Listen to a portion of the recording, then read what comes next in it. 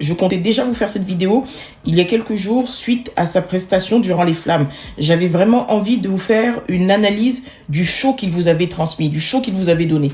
Tout le monde peut faire un même domaine, mais Dieu, il va ajouter un truc en plus sur certaines personnes.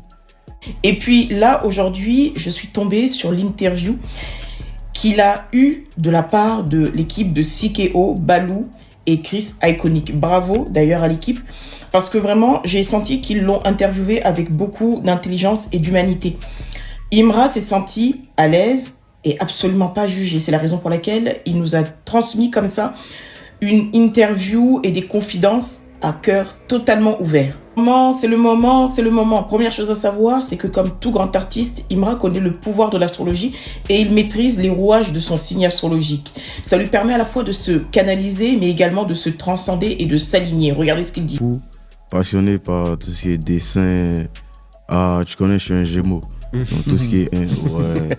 Et oui, Imra est du signe du Gémeaux, tout comme Tupac Shakur, à qui il me fait énormément penser, mais également Kendrick Lamar ou Kanye West. Et c'est vrai qu'il me fait énormément penser tout d'abord à Tupac Shakur pour le côté extrêmement virevoltant, le côté séducteur, le côté déterminé, le côté un peu hors du temps et ovni. Il arrive comme ça et tout de suite, il a capté le game. Il l'a dit lui-même lors de cette interview. Il avait déjà un plan. Et ça, c'est véritablement l'une des particularités des Gémeaux. Lorsqu'ils se lancent dans quelque chose, ils ont véritablement une vision claire de ce qu'ils veulent proposer. Ce qui leur manque, c'est simplement les outils. Comment s'y prendre? Par quel rouage passer? Et donc, il savait qu'il voulait faire de la musique. Il a toujours été passionné de rap. Et simplement, il n'avait pas encore capté comment est-ce que le déclic devait s'amorcer. Et tout s'est mis en place à travers le Nushi.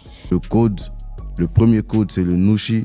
Et le deuxième code, c'est que les Ivoiriens, ils n'aiment pas écouter le rap avec les oreilles. Ouais. Ils veulent bouger. Okay, il faut qu'ils dansent un peu.